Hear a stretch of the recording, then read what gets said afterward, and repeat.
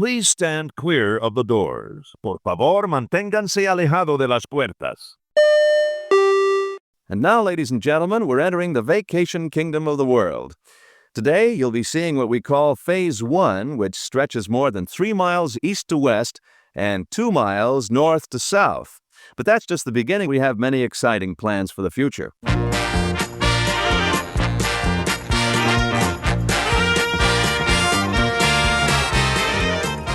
Hey everybody, thanks for joining us. I'm Tim Scott. This is ResortLoop.com, the gateway to the magic.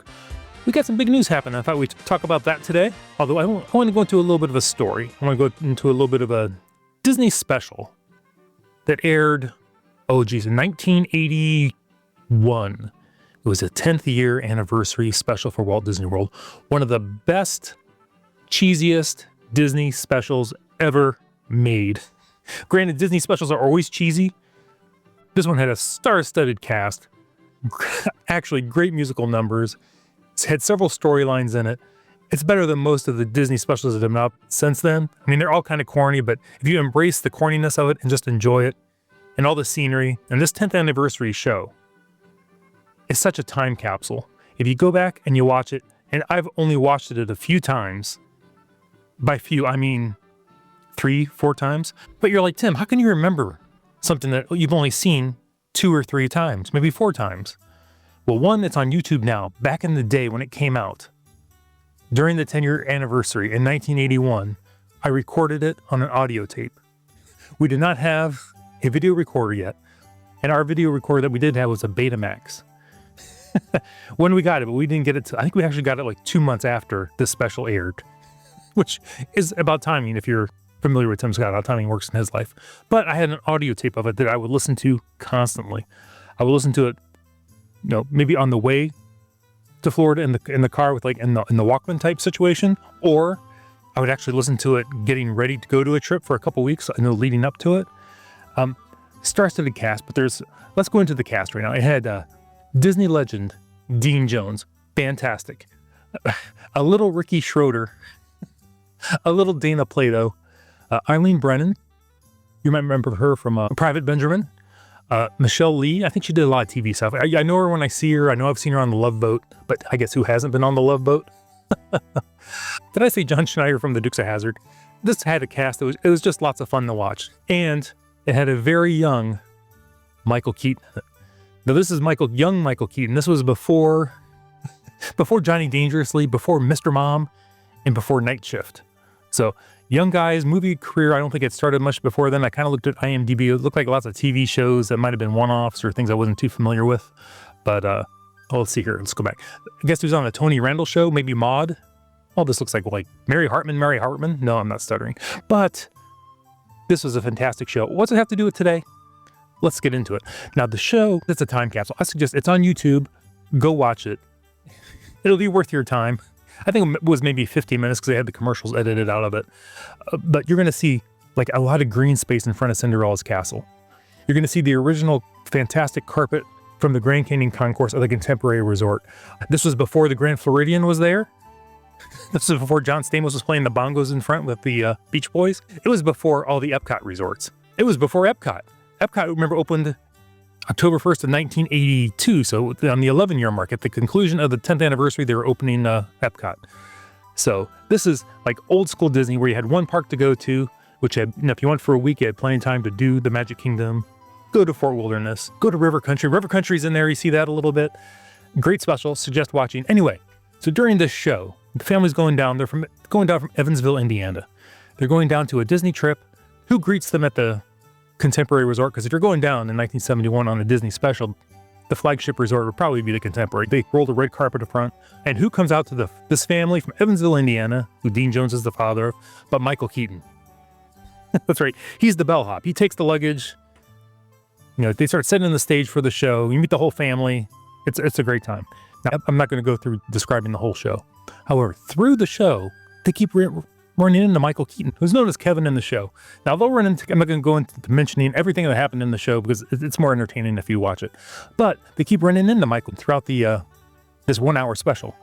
And they find out, first he comes out, he's the bellhop. They run into him later. He says he lost his job, or they talk about that. and now he's working in retail. He's a retail cast member. From there, he's a waiter at Top of the World. From there, they run into him again. He lost his job again. He's a tuba player. And then finally, at the end of the show, he's a valet. Now you're thinking about this. Now, what's this guy do? What's going on now, Tim? Well, it turns out that in the show, spoiler alert here, if you want to go see the show and see how it actually ends, I'll stop here and I'll wait for you while you go watch it. Okay, so hopefully you watched it, you enjoyed it. And it turns out Michael Keaton was learning every job at Walt Disney World so he could become the vice president in charge of everything. And as I'm watching things develop with Josh D'Amaro, even looking back a few years, every time because he was getting promoted like every year and a half, 2 years to a different major position. And I'm thinking, they're doing a Michael Keaton, Kevin thing from Disney's 10th anniversary to train this guy what to do. So when Michael Keaton took all the jobs we already talked about, Josh D'Amaro, he came in as the vice president of sales and travel and trade marketing in 1998 to 2008. After that, business planning and strategy development for Disneyland from 2005 to 2006. Chief Financial Officer for Consumer Products and Licensing from 2008 to 2010. Adventures by Disney 2010 to 2013. Disney's Animal Kingdom VP 2013 to 2015. It almost looks like he can't hold a job. It's like he masters all these in like a year or two, does a good job, makes an impact, because all these things we're doing, like Animal Kingdom was during the whole, we're going to build Pandora, the expansion there, and other expansions. And then Senior Vice President and Resort Transportation Operations for Walt Disney World. Now, that doesn't sound like a glamorous job, but you think about how important that is, moving all the people around at Walt Disney World. Monorail, buses. I almost said motor coaches. It's the same thing as buses. They're just a little fancier. Maybe they're the bendy buses. And you learned how to move people in a massive environment as Walt Disney World, because, you always hear it's the size of Manhattan, 4 theme parks, 2 water parks, that kind of thing. Then in 2017 to 2018, Chief Commercial Officer for Walt Disney World Resort.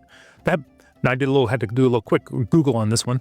That puts him in charge of the pricing, tickets, and revenue for Walt Disney World. So that's a major job right there. And then President of Disneyland from 2018 to 2019. Then right after that, President of Walt Disney World from 2019 to 2020. And then Chairman of Disney Experiences 2020 to just before he became CEO. There he was responsible for things like all the parks, the cruise lines, the resorts, Imagineering, consumer products.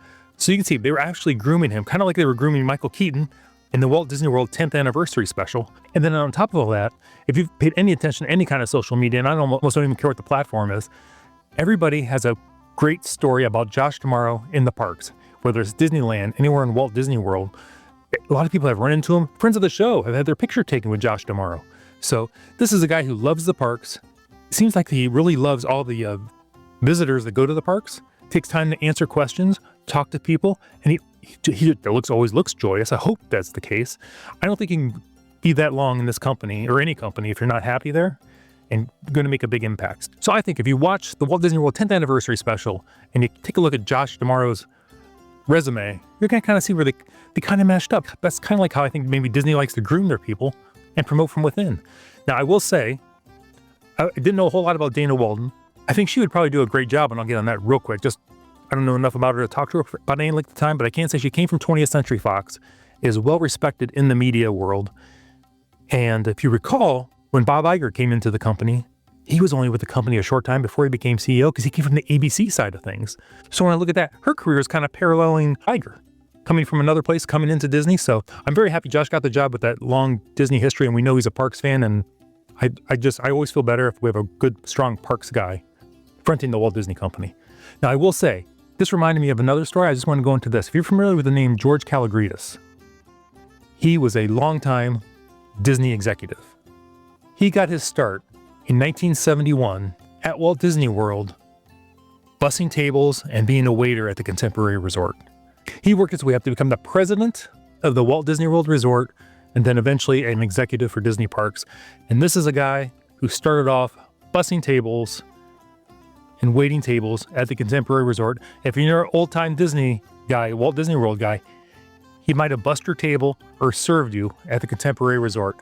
And I love these stories of cast members who were at, what we say, the grassroots level of the company, and through everything they have learned and all of the interactions they've had with guests have probably helped form their ideas of what the park should be and what direction it should go.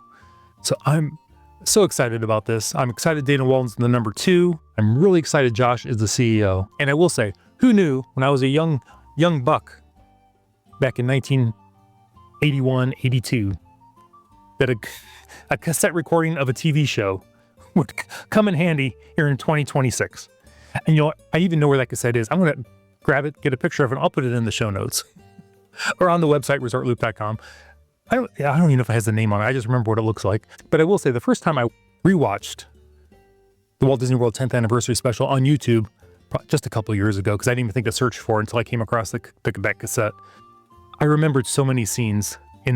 John Schneider is laying on a lawn in front of the castle with female cast members around him getting ready to sing. I'm like, I totally remember that, and I'd only seen it back in 1981. So, good times.